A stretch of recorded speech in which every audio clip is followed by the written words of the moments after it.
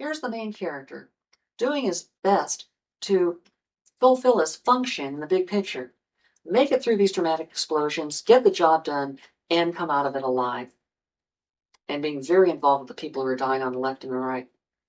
And the main character trudges down this path, the best course that he can choose from based on his experience. This is how I'm going to get everything accomplished and get out of this. When all of a sudden, through the smoke of the dramatic explosions, here comes a shadowy figure that's too far away and too smoky to see if they're a friend or a foe, an enemy soldier, enemy uniform, or a friendly uniform. But that shadowy figure shouts to the main character, "Change course." The main character thinks, well, yeah, that's fine, all well and good, but my experience tells me this is the best way to go. No, I'm not going to change course. Why would I want to do that?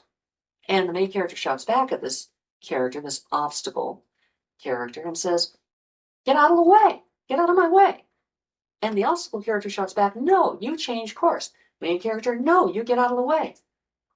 Well, this obstacle character provides the third point of view. We're not standing in the obstacle character's shoes, but we're looking at the obstacle character through the eyes of the main character.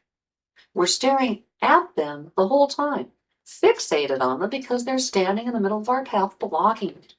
And we look at this character with great concern, and we see them and see what they stand for and see the arguments they make to us, and we're affected by those arguments, but we're trying to determine as we go, this soldier who's either the enemy or my own soldier is making a lot of good points. They're telling me, change course, or I will walk right into a minefield.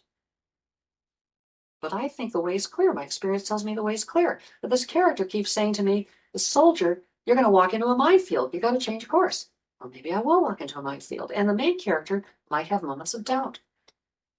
But on the other hand, what if I step off the path to avoid walking into a minefield and it's actually a trap and I walk right into an ambush and I'm killed? I don't have enough information, and that's the plight of the main character. The main character, from being inside the story, cannot get enough information to make that decision. So the main character is ultimately faced with a leap of faith, saying, I cannot tell whether to go with this way or that way, but I've only got these two choices, and I've got to pick one, and time is running out, or I'm out of options. So what am I going to do? Flip a coin. Which way will I go? The audience doesn't know which way the main character will go. But from the objective story, from the big view, they can tell which direction the main character ought to go, which one holds the key to success, which one holds certain death. So we now have 3 points of view. This wide perspective, this passionate view of the main character, and this pesky obstacle character that we're looking at the whole time, who's making this argument to us over the course of the story. 4th point of view coming up.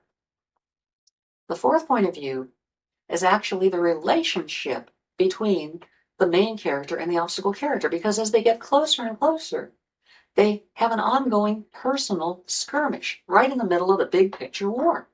They start slinging back and forth shots at each other, firing at each other, trying to get each other to change their course. The main character tries to get the obstacle character to jump out of the way. The obstacle character tries to get the main character to step off the path. In the end, one will get the other one to change.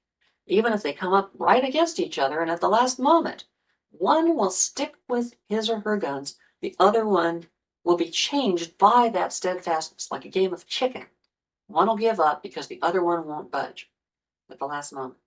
And then we'll find out if the one who changed made the right decision. You see, the obstacle character might very well be a friend who's trying to save the main character.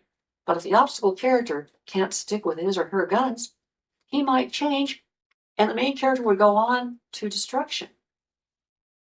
So just because one caves in doesn't necessarily ensure success or failure, or that it's good or bad for the main character.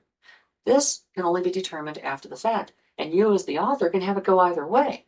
That's what your message is, that when it looks like you ought to change, or when it looks like the possibility exists to either change or stick by your guns in this particular kind of problem, if you choose this way, it leads to doom, or it leads to success.